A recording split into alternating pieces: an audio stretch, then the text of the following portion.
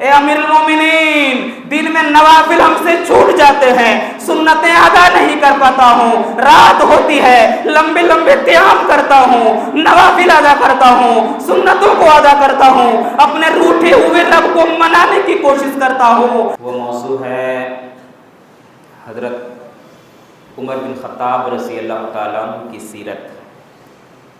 آج کے خطبہ جمعہ میں انشاءاللہ حضرت عمر رضی اللہ تعالیٰ عنہ کی سیرت کا ہم تذکرہ کریں گے، ان کے سیرت کے تعلق سے ہم جو ہے کہ کچھ باتیں رکھیں گے انشاءاللہ۔ حضرت گرامی، میرے دوستوں اور بھائیوں، حضرت عمر بن خطاب رضی اللہ تعالیٰ عنہ اسلام کے دوسرے خلیفہ، پورا نام حضرت عمر بن خطاب رضی اللہ تعالیٰ عنہ، اللہ کے نبی صلی اللہ علیہ وسلم سے لقب فاروق ملا، اسی سے حضرت عمر فاروق رضی اللہ تعالیٰ عنہ بھی کہا جاتا ہے۔ فاروق کا معنی ہوتا ہے تمیز دلانے والا، فرق کرنے والا۔ حضرت عمر فاروق رضی اللہ تعالیٰ عنہ کے تعلق سے آتا ہے کہ اسلام کی تاریخ سے اگر ان کا نام ہٹا دیا جائے تو اسلام کی پوری تاریخ ادھوری پڑ جائے گی۔ آج انشاءاللہ ایسی شخصیت کا تذکرہ کروں گا جس شخصیت کے تعلق سے اللہ کے نبی صلی اللہ علیہ وسلم کہا کرتے تھے کہ میرے بعد نبیوں کا سلسلہ اگر چالو رہتا، بند نہ ہوا ہوتا، تو اگر نبی بنایا جاتا تو حضرت عمر فاروق رضی اللہ تعالیٰ عنہ کو نبی بنائے جاتے۔ ایسی شخصیت کا تذکرہ کروں گا جن کے تعلق سے آتا ہے کہ اللہ کے نبی صلی اللہ علیہ وسلم نے رات کی تاریکی میں اپنے رب سے دعا کیا تھا، اے اللہ عمر کو تو اسلام کے اندر لے آ، اے اللہ عمر کو تو مسلمان بنا دے۔ اللہ کے نبی صلی اللہ علیہ وسلم نے رات کی تاریکی میں دعا کیا تھا۔ یہی نہیں، ایسی شخصیت جن کے تعلق سے کہا جاتا ہے کہ جب حضرت عمر فاروق رضی اللہ تعالیٰ نے اسلام قبول کیا تو مسلمانوں کو جو ہے کہ ہمیشہ اس وقت سے عزت ملنی شروع ہو گئی تھی۔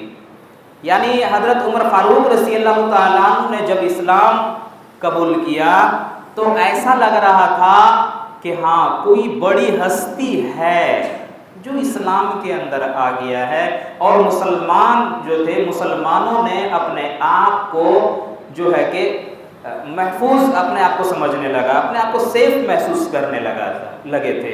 یہ ایسی شخصیت تھی۔ تو ایسی شخصیت کا انشاءاللہ آج ہم تذکرہ کریں گے، حضرت عمر فاروق رضی اللہ تعالیٰ عنہ۔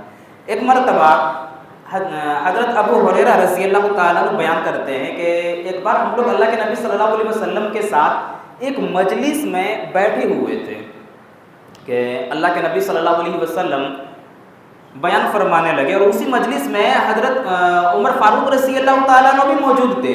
اللہ کے نبی صلی اللہ علیہ وسلم بیان فرماتے ہیں کہ ایک مرتبہ مجھے جنت کا سیر کرایا گیا، میں نے جنت میں دیکھا ایک خوبصورت محل کو، بہت خوبصورت محل کو میں نے جنت میں دیکھا، میرا جی چاہ رہا تھا کہ میں اس محل میں داخل ہو جاؤں، ایسا لگ رہا تھا مجھے۔ تو پھر مجھے یاد آ گیا کہ یہ محل کس کے لیے ہے۔ میں نے فرشتوں سے پوچھا یہ کس کے لیے یہ محل بنائی گئی ہے، تو فرشتوں نے جواب دیا یہ عمر بن خطاب رضی اللہ تعالیٰ عنہ کے لیے یہ محل تیار کیا گیا ہے۔ اللہ اکبر۔ اللہ کے نبی صلی اللہ علیہ وسلم کہتے ہیں کہ میرا جی چاہ رہا تھا کہ میں اس محل میں داخل ہو جاؤں، لیکن جب عمر رضی اللہ تعالیٰ عنہ کا نام سن لیا، عمر کی غیرت مجھے یاد آ گئی اور میں پیچھے ہٹ گیا، پیچھے ہو کے چلنے لگا، آگے نہیں بڑھا، پیچھے چلنے لگا۔ اسی مجلس میں عمر رضی اللہ تعالیٰ عنہ موجود تھے، کہتے رونے لگتے ہیں، کہتے ہیں یا رسول اللہ میں کیسے آپ پہ غیرت کھا سکتا ہوں، ایسا کیسے ہو سکتا ہے کہ میں آپ پہ غیرت کھا جاؤں۔ اللہ اکبر۔ یہ حضرت عمر رضی اللہ تعالیٰ عنہ تھے میرے بھائی۔ اللہ کے نبی صلی اللہ علیہ وسلم ہمیشہ غیبانے میں بھی حضرت عمر فاروق رضی اللہ تعالیٰ عنہ کی تعریف کیا کرتے تھے۔ یہی نہیں، حضرت عمر فاروق رضی اللہ تعالیٰ عنہ کے تعلق سے جیسا کہ میں نے ابھی بتایا کہ اللہ کے نبی صلی اللہ علیہ وسلم کہا کرتے تھے کہ میرے بعد اگر نبیوں کا سلسلہ بند نہ ہوا ہوتا، میرے بعد اگر پیغمبر بنائے جاتے، نبی بنائے جاتے، تو اللہ کی قسم عمر رضی اللہ تعالیٰ عنہ کو نبی ضرور بنایا جاتا۔ یہ حضرت عمر فاروق رضی اللہ تعالیٰ عنہ تھے میرے بھائی، اتنی بڑی شخصیت۔ یہی نہیں، کتنی بڑی شخصیت تھی، اس بات سے آپ اندازہ لگا سکتے ہیں کہ دنیا کے اندر ابھی تک کوئی ایسا شخص نہیں گزرا ہے، یا کوئی اللہ کے نبی صلی اللہ علیہ وسلم کو چھوڑ کے کوئی ایسے صحابی بھی نہیں ہیں کہ جب وہ آرزو کرتے تھے، خواہش کرتے تھے تو اللہ تبارک و تعالیٰ قرآن کی آیتوں کو نزول کر دے، ایسا کوئی نہیں سوائے حضرت عمر فاروق رضی اللہ تعالیٰ۔ ایسی شخصیت خواہش ظاہر کرتے تھے، اللہ تبارک و تعالیٰ قرآن کی آیتوں کا نزول کر دیتا تھا۔ اتنی بڑی شخصیت، اللہ اکبر۔ ایک بار کی بات ہے کہ حضرت عمر فاروق رضی اللہ تعالیٰ نے دعا کیا کہ اے اللہ، شراب کے تعلق سے کوئی واضح دلیل نازل کر دے جس سے پتہ چل جائے کہ شراب کیا ہے، اللہ کوئی واضح دلیل نازل کر دے۔ اللہ تبارک و تعالیٰ نے سورہ بقرہ آیت نمبر 219 کو نازل کیا اور فرمایا کہ اے میرے بندے، جب تم سے شراب کے بارے میں کوئی سوال کرے، کوئی پوچھے، تو ان سے تم کہہ دو کہ یہ بہت بڑا گناہ ہے، اس میں فائدے سے زیادہ بہت زیادہ نقصان بھی ہے، اس لیے تم اس سے بچو۔ عمر فاروق رضی اللہ تعالیٰ عنہ کو اطمینان کہاں ہونے والا تھا، اطمینان بخش جواب نہیں ملا تھا ابھی تک۔ کہتے ہیں، پھر دعا کرتے ہیں کہ اللہ واضح دلیل نازل کر دے جس سے میں مطمئن ہو جاؤں، کوئی واضح دلیل نازل کر دے شراب کے تعلق سے۔ اللہ تبارک و تعالیٰ نے سورہ نساء آیت نمبر 43 نازل کر دیا اور کہا کہ جب تم شراب کے نشے کی حالت میں ہو تو نماز کے قریب مت جاؤ۔ حضرت عمر فاروق رضی اللہ تعالیٰ عنہ مطمئن ہونے والے کہاں تھے؟ کہا کہ پتہ نہیں چلا ہے حلال ہے یا حرام ہے، اللہ کوئی واضح دلیل نازل کر دے جس سے شراب پتہ چل جائے کہ حلال ہے یا حرام ہے۔ اللہ تبارک و تعالیٰ نے فوراً آیت کریمہ نازل کر دیا، انما الخمر والمیسر والازلام انما الخمر والمیسر والانصاب والازلام رجس من عمل الشیطان۔ یہ شراب جو ہے یہ گندے کام ہیں، یہ اگر تم شراب پیتے رہے تو تم کامیابی کی منزل تک نہیں پہنچ سکتے ہو۔ کامیابی اگر چاہتے ہو تو تم شراب کو چھوڑ دو، شراب چھوڑو گے تب کامیابی ملے گی۔ اللہ اکبر۔ یہ آیت کریمہ نازل کرنے کے بعد پتہ چل گیا کہ شراب حرام ہے، تو جیسے ہی خواہش ظاہر کرتے تھے اللہ تبارک و تعالیٰ آیتوں کا نزول کر دیتا تھا۔ ایسی شخصیت اللہ تبارک و تعالیٰ کے ایسے جو ہے کہ محبوب بندے۔ یہی نہیں، ایک مرتبہ حضرت عمر فاروق رضی اللہ تعالیٰ عنہ کہتے ہیں کہ اللہ کے نبی صلی اللہ علیہ وسلم امہات المومنین کو آپ حکم دے دیجئے کہ پردہ کریں، آپ کے پاس اچھے بھی لوگ آتے ہیں، برے بھی لوگ آتے ہیں، کاش کہ آپ امہات المومنین کو پردے کا حکم دے دیتے۔ ابھی یہ خواہش ظاہر ہی کیے تھے، بات ہی کر رہے تھے، اللہ تبارک و تعالیٰ نے قرآن مجید میں آیت کا نزول کر دیا اور فرما دیا، ایھا النبی قل لازواجک و بناتک و نساء المؤمنین، اے نبی آپ اپنی بیٹیوں سے کہہ دیجئے، اپنی بیویوں سے کہہ دیجئے اور مومنہ عورتوں سے کہہ دیجئے کہ جب گھر سے باہر نکلیں تو اپنے اوپر چادریں ڈال لیا کریں۔ اللہ اکبر۔ خواہش ظاہر کرتے تھے اور اللہ تبارک و تعالیٰ آیتوں کا نزول کر دیا کرتا تھا۔ یہ حضرت عمر فاروق رضی اللہ تعالیٰ عنہ تھے میرے بھائی، ایسی شخصیت۔ یہی نہیں، جنگ بدر میں مسلمانوں کو فتح سے ہم کنار ہوئے مسلمان جیتے ہوئے تھے اور کفار 70 جو ہے کہ قتل کیے گئے تھے اور 70 کو قید کر کے نبی کریم صلی اللہ علیہ وسلم کے دربار میں باندھ دیے گئے تھے، قید کیے گئے تھے 70 کو۔ اللہ کے نبی صلی اللہ علیہ وسلم نے مشورہ طلب کیا حضرت ابوبکر صدیق رضی اللہ تعالیٰ عنہ سے، کہا کہ ابوبکر صدیق رضی اللہ تعالیٰ عنہ ان قیدیوں کے ساتھ کیا کیا جائے۔ ابوبکر صدیق رضی اللہ تعالیٰ عنہ جو تھے اللہ کے نبی صلی اللہ علیہ وسلم ہی کی طرح جو ہے کہ رحم دل تھے، بڑے رحم دل، بہت رحم دل تھے، فوراً جو ہے کہ ترس آ جاتے تھے، کسی کے اوپر ترستے تھے، اور یہ جو ہے کہ بہت رحم دل تھے۔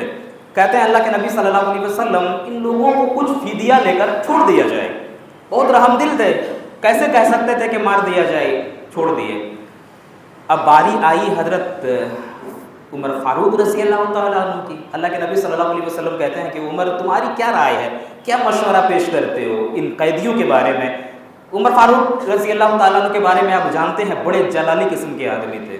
مکہ کی گلیوں میں جب نکلتے تھے، اللہ کی قسم راستے سے آدمی ہٹ کے اپنے گھروں کی دہلیز میں کھڑے ہو جاتے تھے کہ عمر کہاں جا رہا ہے، اتنے جلالی ہو کے کہاں جا رہا ہے، اتنے سخت انسان کہاں جا رہا ہے۔ جس راستے سے چلتے تھے اللہ کی قسم شیطان بھی راستہ چھوڑ کے بھاگ جاتا تھا، اتنے سخت مزاج تھے۔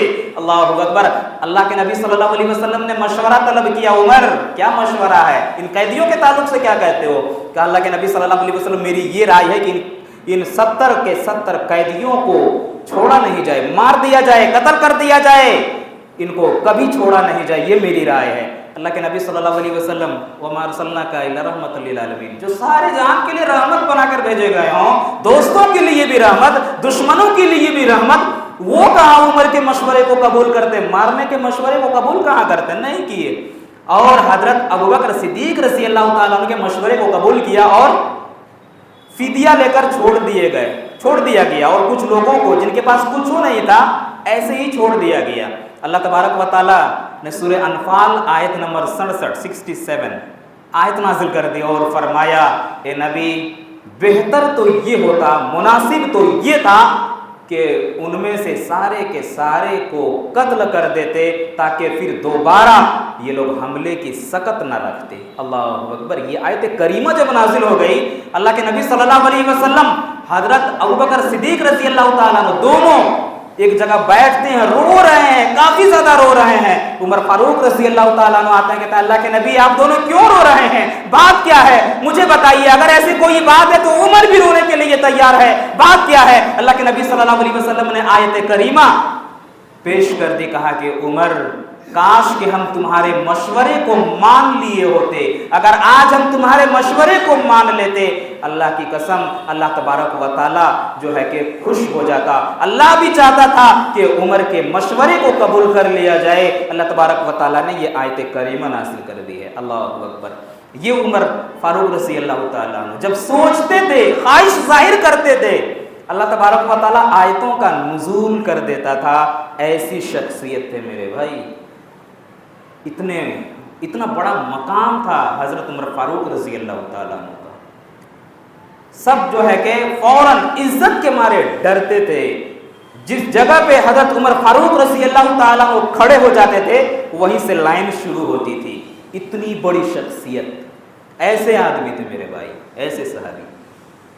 یہی نہیں، ایک مرتبہ حضرت عمر فاروق رضی اللہ تعالیٰ عنہ جلالی تو تھے، بڑے سخت مزاج کے تھے، ایک غلام تھا ان کے پاس، کچھ کام نہیں کیا تھا، کوئی کام چھوٹ گیا تھا اس سے، کسی چیز میں غصے میں پہلے سے تھے، جب دیکھا کہ یہ فلاں کام نہیں ہوا ہے، غلام کا کان پکڑا اور مروڑنا شروع کر دیا۔ اللہ کے نبی صلی اللہ علیہ وسلم کی نظر پڑ جاتی ہے، کہتے ہیں کہ عمر جتنی قدر تم اس غلام کے اوپر رکھتے ہو، اللہ کی قسم اس سے کہیں زیادہ طاقت تمہارا رب تمہارے اوپر رکھتا ہے۔ اللہ اکبر۔ اتنا سننا تھا، عمر رضی اللہ تعالیٰ عنہ جو ہے کہ چھوڑتے ہیں اور کہتے ہیں اللہ کی قسم آج مجھے ایسا لگ رہا ہے، نبی کی زبانی جو میں نے اس جملے کو سن لیا کہ جتنی قدرت تم اس غلام پہ رکھتے ہو اس سے کہیں زیادہ طاقت تمہارا رب تمہارے اوپر رکھتا ہے۔ آج مجھے ایسا لگ رہا ہے کہ زمین جو ہے کہ میرے بوجھ کو برداشت نہیں کر پا رہی ہے، مجھے ایسا لگ رہا ہے کہ میں دھس جاؤں، ایسا مجھے محسوس ہو رہا ہے۔ حضرت عمر فاروق رضی اللہ تعالیٰ عنہ فوراً اپنے غلام کے پاس جاتے ہیں، کہتے ہیں کہ میرے بھائی میرے کان کو پکڑو۔ اللہ اکبر۔ غلام کہتا ہے کہ آپ کا کان میں کیسے پکڑ سکتا ہوں، میرے آقا ہیں، میرے مالک ہیں، ہم کیسے پکڑ سکتے ہیں؟ کہا کہ نہیں، یہ میرا حکم ہے، میرے کان کو پکڑو، اور جتنی طاقت سے میں نے تیرے کان کو مروڑا تھا اس سے بھی کہیں طاقت سے تم میرے کان کو مروڑنا شروع کرو۔ کہا کہ یہ میں نہیں کر سکتا، کہا کہ یہ حکم ہے تیرے مالک کا، تو کر یہ کام۔ اللہ اکبر، غلام کان کو پکڑتا ہے، مروڑنا شروع کرتا ہے۔ عمر اپنے چہرے کو آسمان کی طرف اٹھاتے ہیں اور کہتے ہیں عمر تیرا تکبر کہاں چلا گیا، تیرا گھمنڈ کہاں چلا گیا، تیری طاقت کہاں چلی گئی؟ اے عمر، آج ایک معمولی غلام تیرے کان کو پکڑا ہوا ہے، تیرے کان کو مروڑ رہا ہے۔ اے اللہ آج دیکھ لے، دنیا میں نے اپنے ظلم کا بدلہ دے دیا، اللہ تو اس کا انتقام قیامت کے دن نہ لے لینا۔ اللہ اکبر، رضی اللہ عنہم ورضوا عنہ۔ ایسے صحابہ کرام تھے میرے بھائی، چھوٹے چھوٹے کام میں بھی کچھ بھی ظلم کسی کے اوپر کر دیتے تھے، چھوٹی سی غلطی ہو جاتی تھی، اللہ اکبر، فوراً اللہ سے توبہ و استغفار کیا کرتے تھے اور اپنے ظلم کا بدلہ دنیا میں دے دیا کرتے تھے۔ ایسے تھے، ہمارے اور آپ کی طرح نہیں۔ ہم کتنے لوگوں کو ستا رہے ہیں، کتنے لوگوں کو پریشان کر رہے ہیں، کتنے لوگوں کو نہ جانے تکلیف دے رہے ہیں، لیکن ہمیں ذرا سا بھی احساس تک نہیں ہے۔ یہ ہم لوگوں کا حال ہے میرے بھائی۔ لیکن صحابہ کرام رضوان اللہ اجمعین کیسے تھے کہ فوراً چھوٹی چھوٹی غلطیوں پہ بھی فوراً توبہ و استغفار کرتے تھے اور اپنے ظلم کا بدلہ دنیا میں دے دیا کرتے تھے۔ ایسے تھے۔ تو میں بیان یہ کر رہا تھا کہ حضرت عمر فاروق رضی اللہ تعالیٰ عنہ ایسی شخصیت تھی۔ یہی نہیں، قبول اسلام کا منظر آپ دیکھیں گے تو بڑا دردناک ہے، ان کا بڑی عجیب ہے۔ آپ ذرا دیکھیے، اللہ کے نبی صلی اللہ علیہ وسلم مکے میں جب دعوت پیش کر رہے تھے، توحید کی دعوت لوگوں کے سامنے پیش کر رہے تھے، تو کفار و مشرکین کو بڑا جو ہے کہ صدمہ پہنچا تھا۔ ان لوگوں کو بڑا خراب لگ رہا تھا کہ یہ آدمی جو نبی ہونے کا دعویٰ کر رہا ہے، جو کہہ رہا ہے کہ میرے اوپر آسمان سے کتاب اتری ہے، اس آدمی کو ختم کرنا پڑے گا، جڑ سے اکھاڑنا پڑے گا، نہیں تو ہم لوگوں کی دکانیں بند ہو جائیں گی۔ فوراً ان لوگوں نے ترکیب چلایا۔ مکے میں دو ہی آدمی تھے جو اللہ کے نبی صلی اللہ علیہ وسلم کا مقابلہ کر سکے، دو ہی آدمی سب کے سامنے، سب نے رائے دی کہ ابو جہل اور حضرت عمر بن خطاب ہے، یہ دو ہی آدمی ہیں جو ان سے مقابلہ کر سکے۔ ابو جہل فوراً کھڑے ہو جاتے ہیں، کہتے ہیں عمر بن خطاب جو ہے کہ انہیں مال کی سخت ضرورت ہے۔ وہ اکثر کہا کرتے تھے کہ مجھے ایسا لگتا ہے کہ 100 اونٹ میرے پاس ہوتا، کاش کہ 100 اونٹ میرے پاس ہوتا، 100 اونٹوں کا میں مالک ہوتا۔ وہ کہا کرتے تھے، ان کو مال کی ضرورت ہے، یہ چیز انہیں آپ دے دیجئے، وہ کام کر دیں گے۔ بلایا جاتا ہے، عمر تو پہلے سے اللہ کے نبی صلی اللہ علیہ وسلم کے دشمن ہی تھے پہلے سے، اور جھوج رہے تھے بدلہ لینے کے لیے۔ جب یہ چیز ان کے سامنے رکھی گئی تو فوراً تیار ہو جاتے ہیں اور نکلتے ہیں اللہ کے نبی صلی اللہ علیہ وسلم کے قتل کے ارادے سے۔ راستے میں ایک مسلمان سے ملاقات ہوتی ہے، بڑے جلالی قسم کے آدمی تھے، بڑے جلالی، مکہ کے گلیوں سے نکل رہے ہیں۔ فوراً دار الندوہ میں یہ طے ہوا کہ اللہ کے نبی صلی اللہ علیہ وسلم کا سر گردن سے الگ کر دیا جائے۔ وہاں سے دار الندوہ سے وہ نکلتے ہیں بڑے جلالی، غصے کی حالت میں، تلوار کو ہاتھ میں لیے ہوئے۔ مکے کی گلیوں میں جو ہے کہ آدمی اور بچے کھیل رہے تھے، جیسے ہی دیکھتے ہیں کہ عمر آ رہا ہے، فوراً گھر کی دہلیز میں سب کھڑے ہو جاتے ہیں، راستے کو صاف کر دیتے ہیں کہ عمر کہاں جا رہا ہے۔ راستے میں ایک مسلمان سے ملاقات ہو جاتی ہے، کہتے ہیں کہاں؟ کہتے ہیں کہ آج محمد صلی اللہ علیہ وسلم کو قتل کرنے کے لیے جا رہا ہوں۔ اس مسلمان نے کہا کہ پہلے بعد میں انہیں قتل کرنا، پہلے تو بہن اور بہنوئی کا حال لے لو۔ اللہ اکبر۔ دن اس کے بعد جو ہے کہ دل کی دنیا بدل گئی۔ کہا یہ کیا ہوا؟ بہن کے گھر جاتے ہیں، فوراً بہن سے ہاتھا پائی، بہنوئی سے ہاتھا پائی۔ اس کے بعد بہن سامنے آ جاتی ہے، تلوار چلاتے ہیں، بہن کے پیشانی پہ چوٹ لگتی ہے، خون کا پھوارہ چھوٹتا ہے، ایمان کا جذبہ جاگتا ہے۔ بہن کہتی ہے اے میرے بھائی تو جو کر لے، یہ ایمان کا جذبہ میرے رگوں میں گھوم چکا ہے، اب میں اسلام کو نہیں چھوڑ سکتی، ایمان کو میں چھوڑ نہیں سکتی، تو جو چاہے کر لے۔ عمر سوچنے پہ مجبور ہو جاتا ہے کہ مکے میں کسی کی طاقت نہیں کہ میرے سامنے کھڑا ہو جائے، میرے آنکھوں میں آنکھیں ڈال کے जो है बातें करे। मेरी ये बहन कल तक मुझसे बातें नहीं कर पाती थी, डरती थी, आज कौन सी चीज मिल गई है कि आंखों में आंखें डाल के बात कर रही है, आखिर क्या चीज मिल गई है। अल्लाह अकबर पूछते हैं कि मेरी बहन बता वो कौन सी चीज है जिसने तुझे हमसे मुकाबला करने पे मजबूर कर दिया है, बता वो कौन सी चीज है। कहती है कि मुझे कुरान मिल गया है, ईमान ला चुकी हूँ। अल्लाह अकबर कहती है। उसके बाद कहते हैं तू क्या पढ़ रही थी, वो चीज मुझे सुना।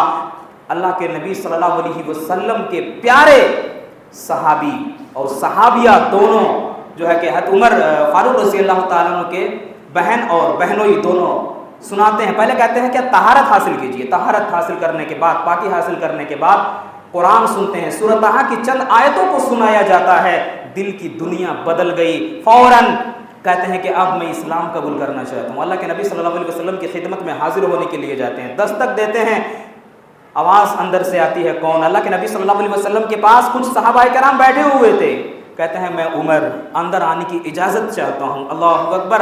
अंदर जो सहाबाए कराम मौजूद हैं, सहमे हुए हैं, उमर का नाम सुनते ही सब डर जाते हैं कि आज उमर आया है, किस इरादे से आया है, जलाली इंसान है, आज तो मार डालेगा। उसी में हजरत हमजा रज़ी अल्लाह ताला अन्हु मौजूद थे, ये भी जलाली, बहुत जलाली थे। फौरन तलवार को निकालते हैं, कहते हैं अल्लाह के नबी आप बीच में कुछ मत बोलिएगा, उमर अगर गलत इरादे से आया है, अल्लाह की कसम या तो मैं या तो उमर आज छोड़ने वाला नहीं हूं, लेकिन उमर अगर सही इरादे से आया है, नेक इरादे से आया है, तो उनका इस्तकबाल मैं करने के लिए तैयार हूं। फौरन दरवाजा खोलते हैं, देखते हैं उमर जिनका चेहरा हमेशा उठा हुआ रहता था, आज वो चेहरा झुका हुआ है। अल्लाह के नबी सल्लल्लाहु अलैहि वसल्लम के कदमों में आके गिरते हैं और कहते हैं अल्लाह के नबी मैं इस्लाम कबूल करना चाहता हूँ। अल्लाह के नबी सल्लल्लाहु अलैहि वसल्लम कहते हैं उमर किस इरादे से आए हो? कहते हैं कि मैं इस्लाम कबूल करने के लिए आया हूँ। अल्लाह के नबी आया तो था, घर से निकला था, घर से इरादा किया था आपके कत्ल का, लेकिन जब कुरान की आयतों को सुना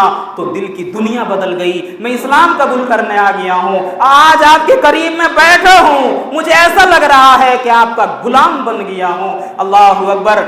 इस्लाम कबूल करते हैं। ये बात जंगल की आग की तरह कुफार और मुशरिकीन में, पूरे मक्का में फैल जाती है। कुफार और मुशरिकीन में जब ये बात फैलती है, कुफ्र के हल्के में तहलका मच जाता है कि उमर ने इस्लाम कबूल कर लिया, ये कैसे हो सकता है। उसके बाद मुसलमानों को मजबूती मिल गई थी, इसलिए कि उमर ने इस्लाम कबूल किया था। अल्लाह के नबी सल्लल्लाहु अलैहि वसल्लम अक्सर तारीकियों में, रात की तारीकियों में ये दुआ किया करते थे कि ए अल्लाह उमर को तू इस्लाम कबूल करा दे, ए अल्लाह उमर को इस्लाम के अंदर ले आ। अल्लाह तबारक व तआला ने अपने नबी की दुआ को कबूल किया और उमर को मुशर्रफ यानी इस्लाम कबूल करा दिया। ये उमर फारूक रज़ी अल्लाह ताला अन्हु थे मेरे भाई। यही नहीं, एक बार की बात है कि हज़रत उमर फारूक रज़ी अल्लाह ताला अन्हु ने हिम्स का गवर्नर सईद इब्न आमिर को बना दिया, हिम्स का गवर्नर।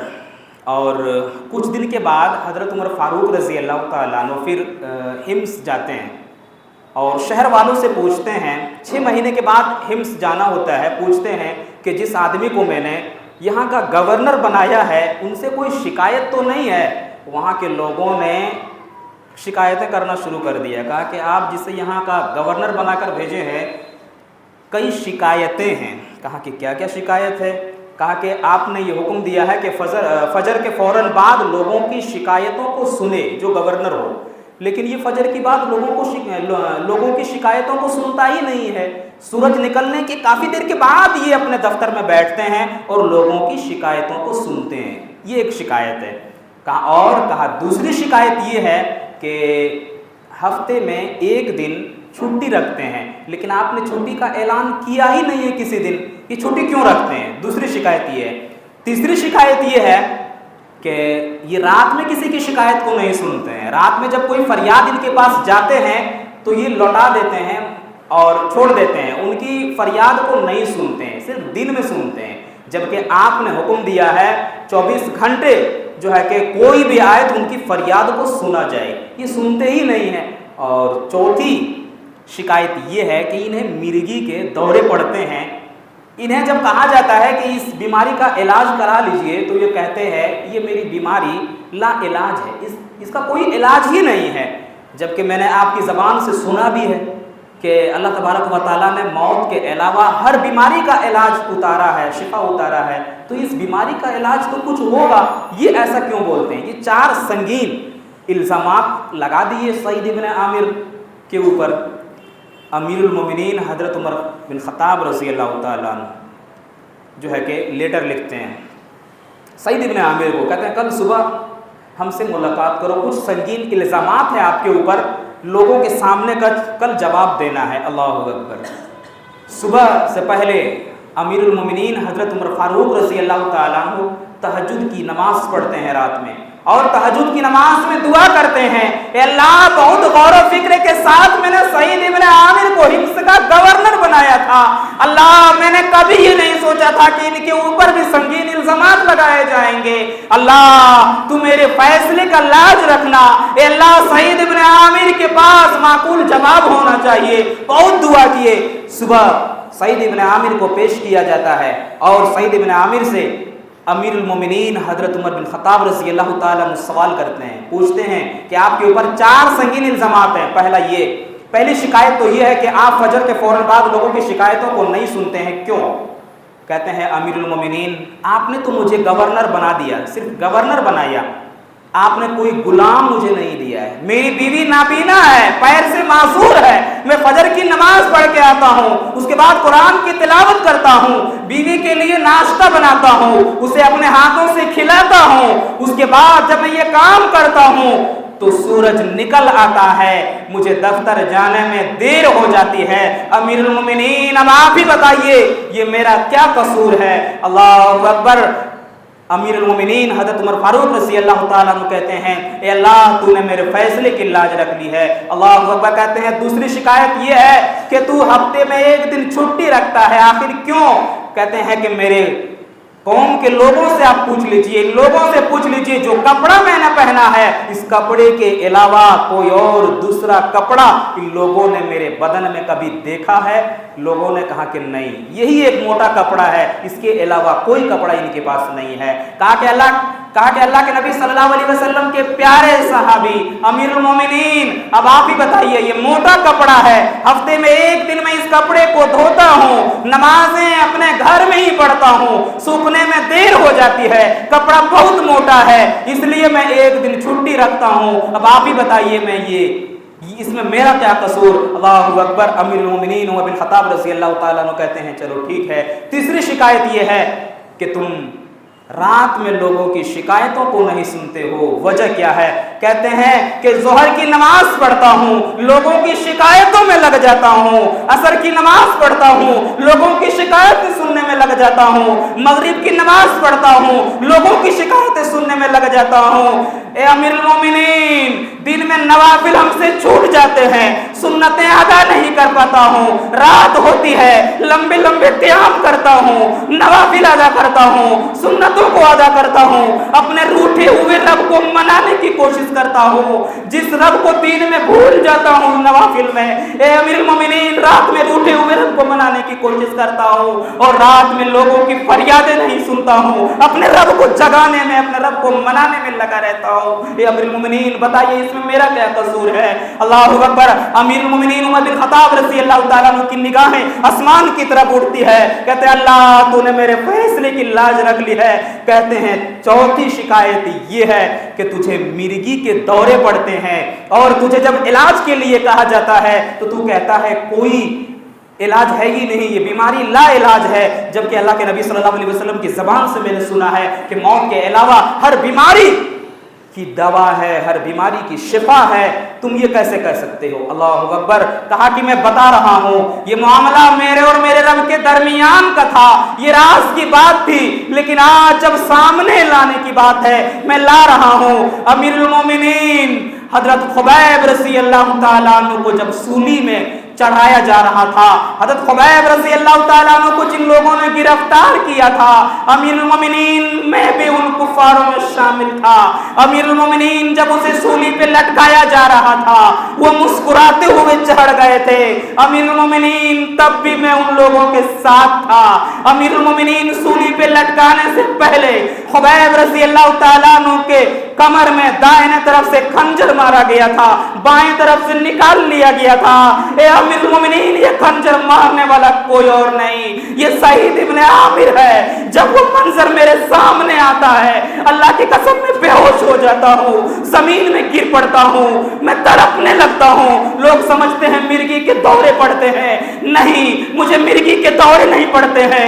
ये मंजर जब मेरे सामने आता है, खुबैब का मंजर मेरे सामने जब आता है, खुबैब के कमर में मारने वाला खंजर जब मेरे सामने आता है, मैं तड़पने लगता हूँ, जमीन में गिर जाता हूँ। और लोग समझते हैं कि मिर्गी के दौरे पड़ते हैं। अब आप ही बताइए, इस बीमारी का क्या इलाज है? इस बीमारी का तो यही इलाज है कि मैं खुबैब रज़ी अल्लाह तआला अन्हु को भूल जाऊं। लेकिन ये कैसे हो सकता है? मैं उसे कैसे भूल जाऊं? अल्लाहू अकबर। इस चीज को जब हिम्स वालों ने सुना, कहा कि अमीरुल मोमिनीन, वाकई में आपने जिसे गवर्नर बनाया है, बड़े अच्छे मिजाज के बड़े नेक इंसान हैं। ये हज़रत उमर फारूक रज़ी अल्लाह तआला का जो है कि पसंद था मेरे भाई, ऐसे लोगों को पसंद किया करते थे। ये हज़रत उमर फारूक रज़ी अल्लाह तआला थे। यही नहीं, हज़रत उमर फारूक रज़ी अल्लाह तआला के ताल्लुक़ से मैंने अभी ये कहा था कि अगर हज़रत उमर फारूक रज़ी अल्लाह तआला अन्हु का नाम अगर इस्लाम की तारीख़ से निकाल दिया जाए तो अल्लाह की कसम इस्लाम की तारीख़ अधूरी पड़ जाएगी। ऐसी शख्सियत थे मेरे भाई ये। और ऐसी शख्सियत, रातों में जब अल्लाह से दुआएं करते थे तो सुनने वाले भी कांप जाते थे कि वो उमर जिनके ख्वाहिश पर जो है अल्लाह ने आयतों का नुज़ूल, उसके बाद भी ये ऐसे दुआ कर रहे हैं। अल्लाहू अकबर। एक मर्तबे की बात है, उमर रज़ी अल्लाह तआला अन्हु अक्सर एक बुढ़िया औरत से मिलने के लिए जाते थे। अपने दफ्तर से निकलते थे, वक्त के अमीरुल मोमिनीन हैं, दफ्तर से निकलते हैं, बुढ़िया की खिदमत में जाते हैं, एक बुजुर्ग की खिदमत में। हर दिन एक शख्स को जो है कि शक हुआ कि हर दिन कहाँ जाते हैं, ये बात क्या है, कहाँ जाते हैं। उसके बाद पीछा करते हैं, जासूसी करते हैं कि पता करते हैं कहाँ जाते हैं। ये पता लगाया गया एक जंगल में एक झोपड़ी है, वहीं पे जाते हैं। और जब वहाँ से वो निकले, उस झोपड़ी में वो शख्स दाखिल होता है, देखते हैं एक बूढ़ी औरत है, उससे पूछते हैं ये शख्स कौन है, पता है? कहते हैं मुझे पता नहीं है, लेकिन हर दिन वो आते हैं, मेरी ग़िलाज़त को साफ़ करते हैं, मुझे अपने हाथों से खाना खिलाते हैं, मुझे पाक करते हैं, साफ़ करते हैं और वापस चले जाते हैं। अल्लाहू अकबर। कहते हैं जिस आदमी के ऊपर मैंने शक किया वो इतना नेक है। वापस दरबार में आते हैं मिलने के लिए अमीरुल मोमिनीन उमर बिन ख़त्ताब रज़ी अल्लाह तआला अन्हु से। देखते हैं कि तहज्जुद की नमाज पढ़ रहे हैं और तहज्जुद की नमाज पढ़ रहे हैं, अल्लाह से दुआएं कर रहे हैं। पीछे वो शख्स खड़ा है, उमर रज़ी अल्लाह तआला अन्हु आगे खड़े हैं, अल्लाह से दुआएं कर रहे हैं, तहज्जुद की नमाज पढ़ रहे हैं और अपने रब से दुआएं मांग रहे हैं, अपने रब से जहन्नम से पनाह मांग रहे हैं, बहुत दुआएं कर रहे हैं। पीछे वो शख्स खड़ा है, वो कह रहा है उमर, तू जैसा आदमी अगर जहन्नम में चला गया, अल्लाह की कसम मुझे नहीं लगता है कि कोई जन्नत में जा सकता। अगर तू जहन्नम में चला गया तो तेरे अलावा कोई जन्नत में नहीं जा सकता है, मुझे ऐसा लग रहा है। इतना सुनना था। उसके बाद वो शख्स कहता है, ए उमर, जो रातों रात निकलता हो, वक्त के अमीरुल मोमिनीन होने के बावजूद वो रात में निकलता हो, एक बूढ़े की खिदमत करता हो और वो ये दुआ अल्लाह से करता हो कि जहन्नम से बचा ले, अल्लाह की कसम अगर तू जन्नत में नहीं जाएगा तो तेरे अलावा कोई नहीं जा सकता। इतना सुनना था। उमर रज़ी अल्लाह तआला अन्हु दुआ को छोड़ते हैं, पीछे मुड़ के देखते हैं कि उस शख्स को पता चल गया, आज जो है कि मेरी राज फाश हो गई, जो राज अल्लाह और मेरे दरमियान में था आज ये जाहिर हो गया। फिर हाथ को उठाते हैं और अल्लाह से दुआ करते हैं, ए अल्लाह, इस नेकी को, इस चीज को तू रियाकारी में न लिख लेना। अल्लाह, मैंने तेरी रज़ा के लिए किया था, अल्लाह दुनिया वालों को दिखलाने के लिए नहीं किया था। फिर अल्लाह से दुआ करते हैं, रब नस्रिफ अन्ना अज़ाब जहन्नम इन्ना अज़ाबहा काना गरामा। ए अल्लाह, ये जहन्नम की अज़ाब बड़ा खतरनाक है, अल्लाह ये चिमटने वाला अज़ाब है, अल्लाह इस अज़ाब को बर्दाश्त करने के काबिल नहीं है हम। अल्लाह तो इस अज़ाब को हमसे फेर दे, अल्लाह तो इस अज़ाब को हमसे दूर कर दे। बार बार दुआएं कर रहे हैं और कह रहे हैं, अल्लाह इस नेकी को, इस चीज को, इस कार्य खैर को तू रियाकारी में न लिख लेना। अल्लाह जहन्नम का अज़ाब हमें बर्दाश्त करने की ताकत नहीं है, अल्लाह जहन्नम का अज़ाब तू हमसे फेर ले, अल्लाह हटा दे। बार बार दुआएं कर रहे थे। एक नेकी जाहिर होने के बाद, अल्लाहू अकबर, آج ہم لوگوں کا حال کیا ہے؟ چھوٹی سے چھوٹی نیکی کرتے ہیں، بس واٹس ایپ پہ گروپ میں ڈال دیتے ہیں، دوستوں کو بتا دیتے ہیں میں نے فلانے کو مدد کر دیا، میں نے یہ کام کر دیا، میں نے وہ کام کر دیا۔ اللہ اکبر! صحابہ کرام کیسے مزاج کے تھے میرے بھائی! اگر جانے انجانے میں کسی کو پتہ بھی چل جاتا تھا، فوراً اللہ سے توبہ و استغفار کرتے تھے اور کہتے تھے اللہ تو اسے ریاکاری میں نہ لکھ لینا، اللہ تو اسے ریاکاری میں نہ لکھ لینا، اللہ میں نے یہ تیری رضا کے لیے کیا تھا۔ ایسے بنو میرے بھائی، نیکی کرو اللہ کو، اللہ کی رضا کے لیے، اللہ کو راضی کرنے کے لیے، دکھاوے کے لیے نہیں، لوگوں کو خوش کرنے کے لیے نہیں، بلکہ اللہ کو خوش کرنے کے لیے نیکی کرو۔ یہ ہماری شریعت بتاتی ہے میرے بھائی۔ اللہ تبارک و تعالیٰ سے دعا ہے ہم لوگوں کو ان سب باتوں کے اوپر عمل کرنے کی توفیق عطا فرما۔